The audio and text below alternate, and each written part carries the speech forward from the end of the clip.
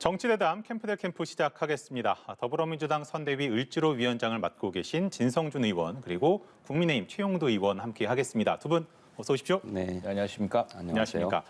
오늘이 이제 선관위가 주관하는 마지막 법정 토론이 잠시 후 8시부터 저희 연합뉴스 TV를 통해서 생중계가 되는데 오늘 마지막 토론이기도 하고 또 최근 여론조사 결과를 보면은 정말 누가 우위를 좀 가릴 수 없는 초접전의 오차범위 내 초박빙이 지금 이어지고 있기 때문에 오늘 상당히 좀 불꽃 공방이 좀 이어지지 않을까 좀 예상이 되는데요. 오늘 토론회에서 어떤 전략들 세우고 계신지 먼저 진 의원께 먼저 좀 여쭐게요. 이재명 후보는 지난 4차례 토론 때와 마찬가지로 네. 유능한 대통령, 준비된 대통령으로서의 모습을 우리 국민께 보이는 데 주력하려고 합니다. 국정 운영의 비전과 철학 또 그에 더해서 세부적인 정책 대안을 제시해서 그야말로 생산적인 정책 토론을 주도해 나갈 것입니다만 보셨던 것처럼 윤석열 후보의 네거티브 공세가 가끔 있었어요. 이에 대해서는 단호하게 대처하되 그것으로 지리한 공방은 하지 않겠다 이런 생각입니다. 알겠습니다. 우리 최 의원께 여쭤볼게요. 네, 윤석열 후보를 부른 것이 바로 이 내로남불입니다. 우리 사회를 병들게 하고 우리 사회를 선진 사회로 도약시키지 못하게 한 바로 그 내로남불, 법치 이런 것들이 가장 중요한 주제일 거라고 봅니다. 공정과 상식, 바로 윤석열 후보를 탄생시켰던 것이 내로남불의 정권, 내로남불의 정당이 윤석열 후보를 부른 거 아니겠습니까? 앞뒤가 똑같은 사람입니다. 5년이나 지금이나. 그래서 우리 사회가 정말 이제 G7급 국가인 우리 사회가 선진국으로 도약하기 위해서 가장 중요한 것이 무엇이냐? 그건 바로 사회적 신뢰입니다. 소셜 트러스트고 소셜 캐피탈이라고 하는 것인데 그 기본에는 바로 공정과 상식과 정의를 유지해주는 법치, 그 문제를 아마 오늘 윤석열 후보가 가장 당당하게 보여주실 것으로 믿습니다. 알겠습니다. 그러니까 아무래도 그 윤석열 후보의 그 여가부 폐지, 오늘 사회 분야가 또 주제다 보니까 폐지 공약 등 이제 젠더 이슈로 격돌을 할 것이다 이런 언론들의 좀 관측이 많더라고요. 두 분 어떻게 전망하시는지도 먼저 진 의원께 좀 여쭤볼까요? 글쎄요, 심상정 의원께서는 후보께서는 기왕에도 윤석열 후보의 노동 문제에 대한 천박한 인식이나 또 여성 문제에 대한 그런 편향된 인식에 대해서 날카로운 비판들을 했는데 오늘도 틀림없이 그럴 거라고 생각됩니다.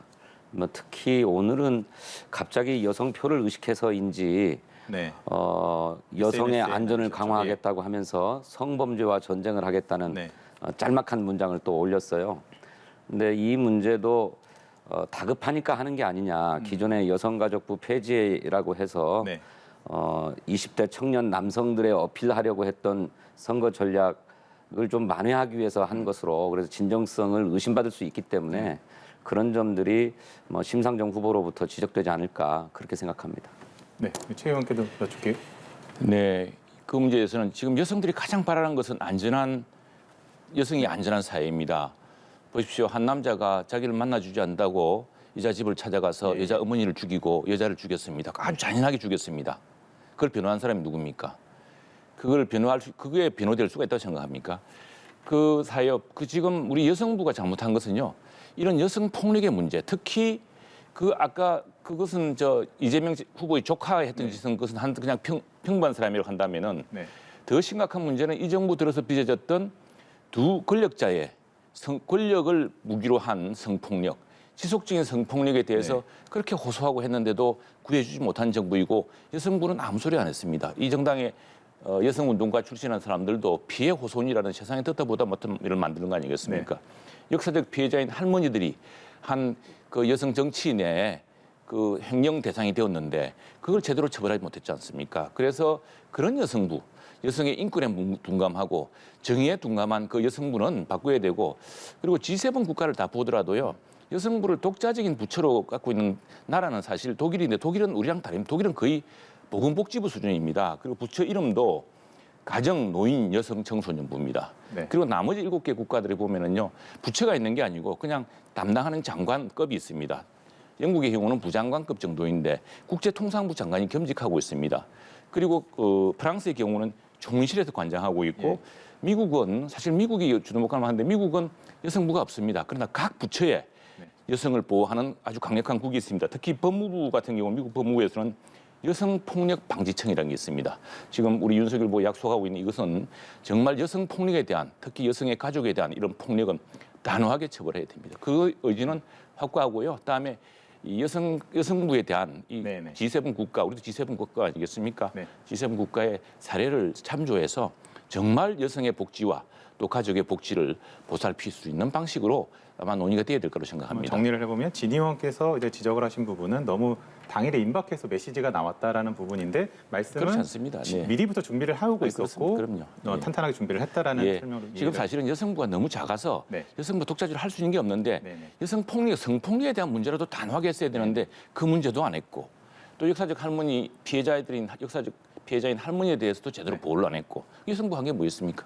알겠습니다. 혹시 덧붙일 말씀 있으실까요? 성폭력은 범죄지 않습니까? 범죄죠. 그 네. 범죄를 처단하는 일은 그렇죠. 주로 사법당국이 하는 일 아니겠습니까? 여성가족부가 성폭력 범죄를 수사하고 처벌하는 부처는 아니죠. 아까 몇몇 공직자들의 성비 문제에 대해서 여성가족부가 단호한 입장을 취하지 못했다라고 하는 지적을 해주셨는데 그런 점이 없잖아 있었습니다. 하지만 그것 때문에 여성가족부가 폐지되어야 합니까? 여성가족부가 만들어진 이후로 우리 여성들의 삶과 지위를 향상시키기 위해서 많은 노력을 했고 또 여성에 더해서 가족 관계 일도 해 나가면서 뭐 한부모 가정이라든지 어려운 가족들을 돌보는 데도 더 많은 노력들을 해왔습니다. 그런데 그것을 그런 몇 가지 정치적 사안 때문에 여성가족부를 폐지하겠다고 나서는 것이 그게 과연 합리적인 정책 판단인가라고 하는 문제를 지적하는 겁니다. 지금 G7 국가급 그런데 그렇게 했던 그렇게 했던 것은 그야말로 이준석 대표가 얘기하는 세대 포위 전략, 특히 20대 청년 남성들에게 어필하기 위해서 고의로 사용한 게 아닌가라고 하는 그런 전략적인 의심들을 계속 받아왔지 않았습니까? 그런 점에 대해서 겸할 필요가 있다고 생각하고 또 그 때문에 오히려 선거 전략의 막판에 몰리게 되니까 이번에는 뭐 성폭력 범죄를 하고 전쟁을 하겠다 이런 얘기들을 하고 있는데 정말로 그렇게 여성의 안전성을 중요하게 생각한다면 국민의힘 윤석열 후보의 유세 현장에서 있었던 한 1인 시위 여학생을 처참하게 끌고 가서 폭행한 사건에 대해서 사죄해야 할 것입니다. 그런 것은 하지 않으면서 이런 얘기를 간단한 말로 올린다면 진정성을 의심받지요. 아니 여성 성폭력 문제에 대해서는 정말 후보가 처음부터 단호했습니다. 네. 그 성폭력 문제는 단호하게 해야 된다는 것이 처음부터 범죄이기 입장이 때문에. 범죄이기 때문에 단호한 입장이죠. 그리고 그런 범죄가 지속적으로 될 때 민주당의 여성부 출신들 의원들, 여성 운동가 출신들 의원은 뭐라 했습니까? 이구동성으로 피해 호소인이라고 하면서 하지 않았습니까? 네. 그렇게 할 때 여성부가 단호하게 나서야 되는 겁니다. 원래는 여성부가 제 본인의 역할을 못하고 또 여성부가 정말 선진국의 체제에서는 제대로 일을 하기 위해서는 이제 재편해야 될 시기가 왔다는 것이고요. 그런 의미를 분명히 이야기한 것입니다. 그리고 말씀드렸다시피 그 한 여성 데이터 이게 만나주지 않는다고 그 여성을 잔인하게 살해한 그 사람의 사례를 우리가 이제 재발하지 않도록 그렇게 방지해야 되는 것이죠. 알겠습니다. 두 개 다 이제 말씀을 해주셨는데 이 부분이 또 아마도 토론에서 다뤄질 수도 있겠다라는 생각도 드는데 일단은 뭐 다음 주제로 한번 좀 넘어가 보도록 하겠습니다.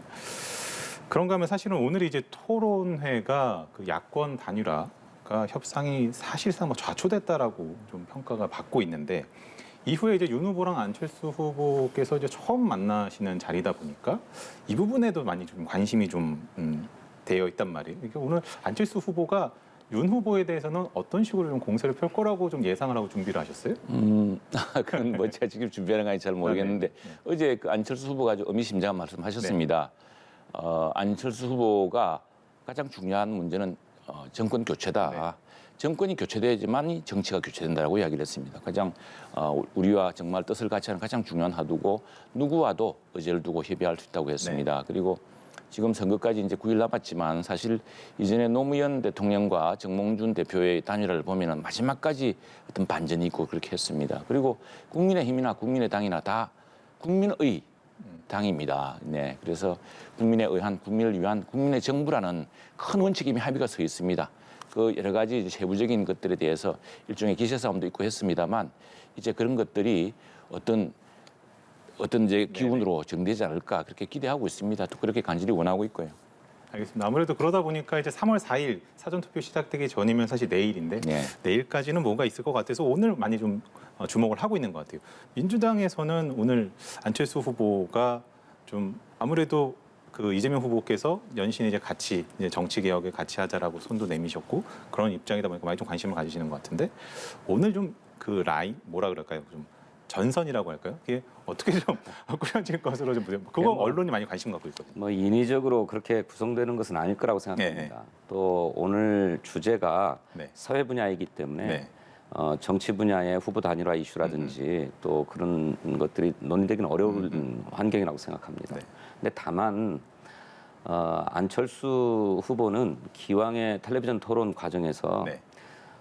자신의 정책을 드러내 보이기 위해서 정책적 차별화가 분명한 정책들을 들고 나와서 윤석열 후보에게 질문하거나 또 뭐 이재명 후보에게 질문해 왔거든요. 네. 뭐 이번에도 똑같은 그런 전략을 취할 것이라고 생각됩니다. 근데 다만 그런 가운데서 공통점들이 있지만 윤석열 후보가 보였던 어떤 인식상의 그 천박함이나 네. 뭐 인식상의 편향성이 너무 많이 드러난 사안들이 있었기 때문에 예컨대 아까 여성가족부 폐지 문제도 그렇습니다마는 뭐 주당 120시간 노동 문제라든지 최저임금 폐지의 문제라든지 뭐 이렇게 일반 상식과는 너무나 동떨어져 있는 얘기들을 해왔기 때문에 이런 점들에 대해서는 공통적으로 다른 많은 후보들이 그 진위가 무엇인지를 다 확인하려고 하지 않을까. 그러면 자연스럽게 뭐 반윤 연대라고 그럽니까? 그 뭐 인위적으로 구성할 것은 아니지만 그런 흐름이 나타나지 않을까 그런 생각이 듭니다. 예. 지금 반윤 연대가 형성돼 흐름상 나타날 수도 있다라고 말씀을 하셨어요. 그 뭐 지금 오죽하면 어떻게 야당 후보를 이게 이제 우리나라 지금 안철수 후보의 말씀. 네. 정치 교체라는 것은 정권 교체로 이루어지는 것이다. 정권을 심판함으로써 새롭게 잘못한 것을 반성하고 이루어지는 것이지 그 정권을 제대로 심판하지 않고 자연스럽게 정치 교체가 될 수 있는 건 아니다라는 그 원론이 있습니다. 원론이 있고 지금 그리고 이 말이 전부 저는 신뢰하기 어려운 말들입니다. 연동형 비례대표제, 다수당 체제 그리고 또 개헌. 지금 5년 전에 민주당이 다 했던 이야기입니다. 87년 체제를 바꾸자는 말은 20년도 넘게 해왔습니다. 지난번에 개헌한 시기는 지난 대통령 선거 이후가 제일 좋았습니다. 문재인 정부 초기가 제일 좋았습니다. 야당은 그때 힘이 빠져 있었고 야당은 정말 그렇게 할 의향도 있었습니다. 그래서 안 하지 않았습니까? 대통령 된 뒤에. 다음에 연동형 비례대표제에서 소수당에게 이 정말 이제 균형 정말 득표한 대로 이렇게 의석을 배분해 주겠다고 연동형 비례대표제 하겠다 그래놓고 정의당을 배신하지 않았습니까? 그런 말을 어떻게 믿습니까? 지금 선거를 열흘 앞두고 갑작스럽게. 아니 대구에서 간 말을 광주에서 뒤집고 광주에서 한 말을 대구에서 뒤집는 그런 후보의 말을 어떻게 믿겠습니까? 알겠습니다. 우리 최 의원님께서 조금 기억에 착오가 있으신 것 같은데 제가 당시에 청와대 정무기획비서관으로 그렇죠? 예. 대통령 개헌안을 성안하는 작업을 했기 때문에 그 문제는 제가 비교적 잘 알고 있습니다. 2017년 5월 달에 대통령 선거가 있었는데 그렇죠. 2018년 2월 달에 대통령께서 국회에 대통령 개헌안을 발의했습니다. 9개월 만에 발의한 거거든요. 근데 그것도 개헌은 국회가 결정해야 될 일이기 때문에 마지막 순간까지 국회의 합의를 기다리다가 6월 지방선거 때 동시에 국민투표를 진행하기 위한 최종적 시점, 마지막 시점에야 대통령 개헌안을 발의했거든요. 근데 이것을 국회가 제대로 진지하게 논의하지 않다가 마지막 표결 시점에 야당들이 다 표결에 참여하지 않았습니다. 표결을 보이콧했습니다.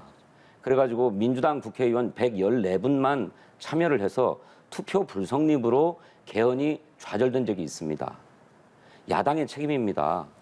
문재인 정부가 아까 말씀하시기를 가장 힘있을 때 집권 1년 차에 9개월 만에 대통령 개헌안을 냈지만 야당들이 정략적으로 투표에 참여하지 않고 개헌에 반대하면서 개헌이 좌절된 겁니다. 그때 표결에 임하고 찬성했더라면 또는 대통령 개헌안을 기반으로 해서 여야 간에 개헌안을 새롭게 합의해서 통과시켰다면 연동형 비례대표제든 뭐 위성정당 금지든 다당제 구도든 다 열릴 수 있는 길이 있었습니다.